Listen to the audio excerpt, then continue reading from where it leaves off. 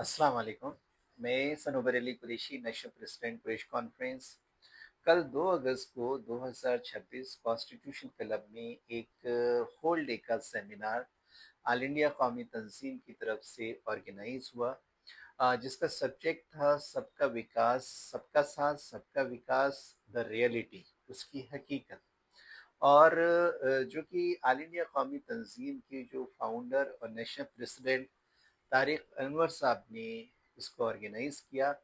और मेज़बान जो है Delhi state all India Qaumi तंजीम, जो कि जिसके प्रेसिडेंट डॉक्टर परवेज साहब हैं, उनकी तरफ से ये व्यवस्था की गई।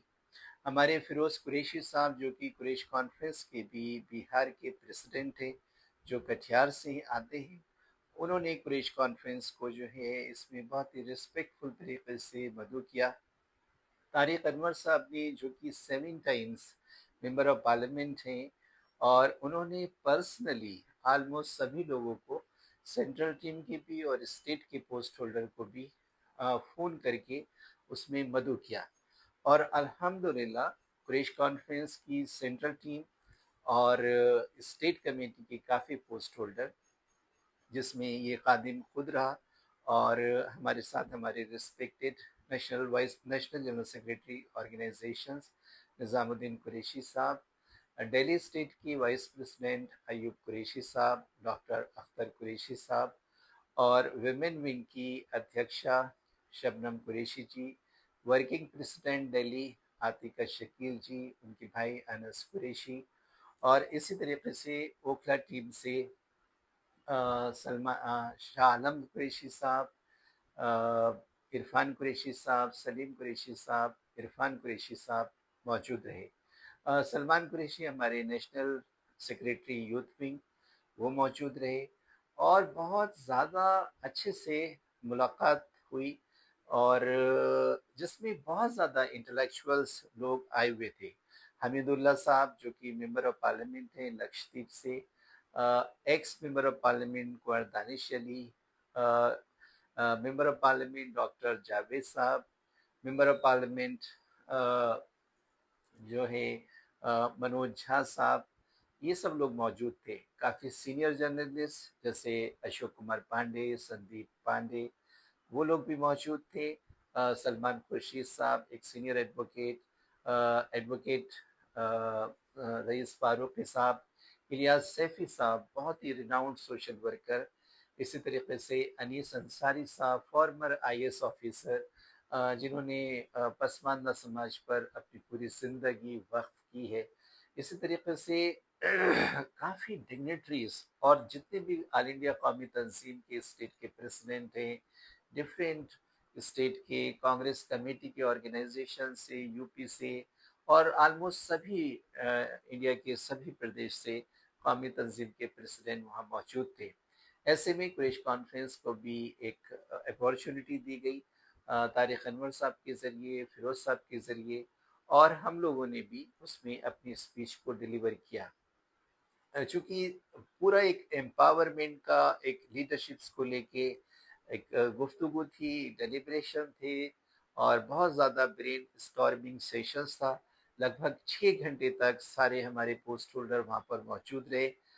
फिरोज़ साहब ने भी बहुत अच्छे से लंच में सभी लोगों का बहुत अच्छे से व्यवस्था को देखा।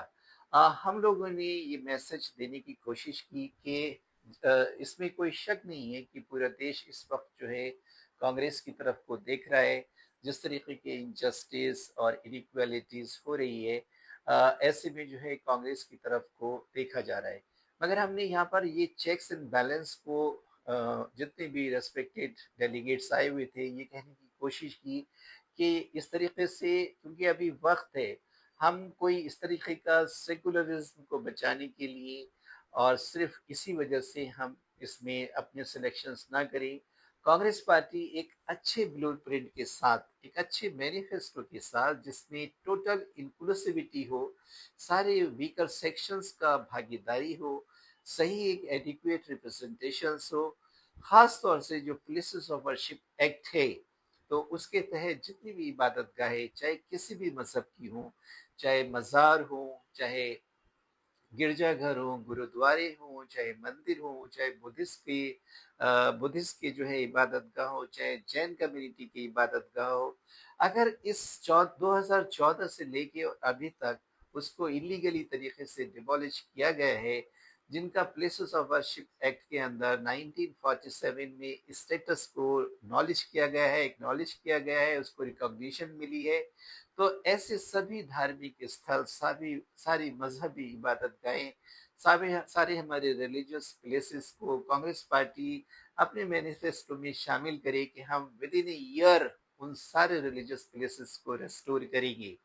एक बहुत बड़ी लड़ाई जो है आर्टिकल 341 के अंदर लड़ी जा रही है, और जिसके अंदर जो है वीकर सेक्शंस में स्वीपर्स हैं, बुचर्स हैं, और बहुत सारी कम्युनिटीज हैं, बेगर्स हैं, जो कि सेम जो है जिनके प्रोफेशन जो है एससी कम्युनिटी के अंदर आते हैं, चूंकि वो भी एक संविधान बनते ही 8 अगस्त 1950 को एक प्रेसिडेंशियल ऑर्डर के जरिए बहुत बड़ा एक अटर वॉल्यूशन आर्टिकल 15 और 16 का हुआ, जिसमें एससी स्टेटस से मुस्लिम धर्म धर्म के आधार पर जो है मुस्लिम से वो अधिकार को छीना गया।